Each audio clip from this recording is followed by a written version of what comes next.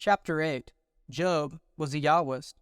What makes Job's book uniquely rich is that he's not an Arabian Jew, defined by Jewish scholars.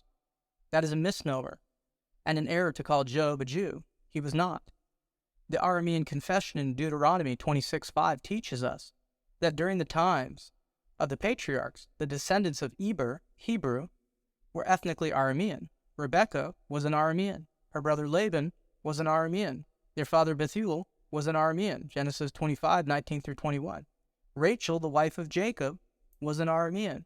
The daughter of Laban, the Aramean. Esau's mother, Rebekah, the Aramean, was a sister of Laban.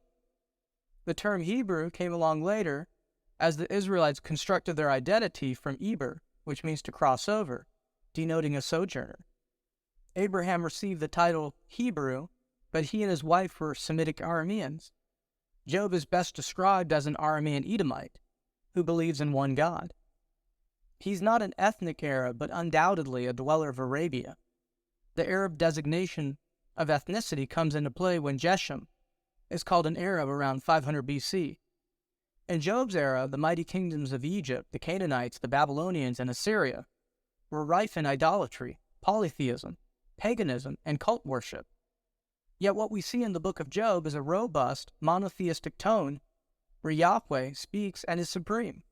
Job is described as a worshiper of Yahweh, though he is not a Hebrew. Think of it like this.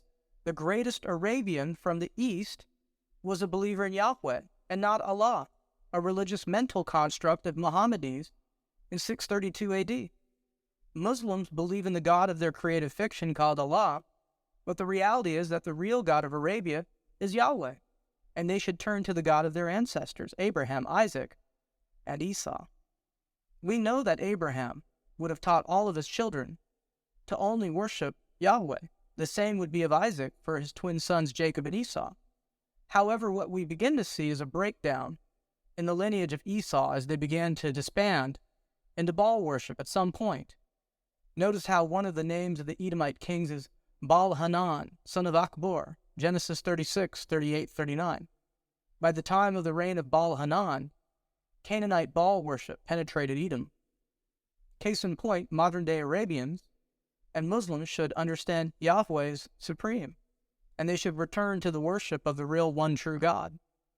In fact, the word Allah is an Arabic corruption of the word Elo, referring to Elohim. The Muslims are worshiping Baal and they do not even know it. They're Baala worshippers. Gideon destroyed the altar of Baal and Asherah in Judges 6:28. A common theme in the Old Testament is that there's only one true God, and salvation is only found in this one God. Think on what Deuteronomy 4:19-20 says. And beware lest you lift up your eyes to heaven and see the sun and the moon and the stars, all the host of heaven be drawn away, and worship them and serve them, those which Yahweh your God has allotted to all the people under the whole heaven. But Yahweh has taken you and brought you out of the iron furnace from Egypt, to be a people for his own possession, as today. Concomitant to this truth is the corollary that there are many pretender gods and religions that claim to represent truth and reality.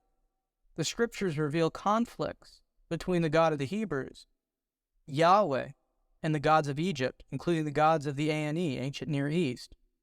Principal false deities such as Baal, Hadad, Astarte, Molech, Tammuz, Nisroch, Chemosh, Bel, Ammon, and Dagon are present in the Old Testament. We see how Job is tested in his faith when godless Chaldeans and paganistic Sabians ruin his fortunes. However, Yahweh speaks well of the Edomites as brothers to the Israelites. How is it that in God's eyes, the Edomites and the Israelites are brothers? Why does God speak well of the Egyptians? How can a book in the Bible be completely dedicated to Edomites in the book of Job? Were you not taught that the Bible is about Jews? Not so. Job is about Edomites, not Jews from Arabia. In fact, Job is not a book about Jews whatsoever. It's an Arabian tale. When you think that Bildad lived in the vicinity of Dumah, which is near Madian Salah, Saudi Arabia, and Elihu lived near Yathrib, and Saudi Arabia, Zophar lived in the Sinai Peninsula, which is present-day Egypt.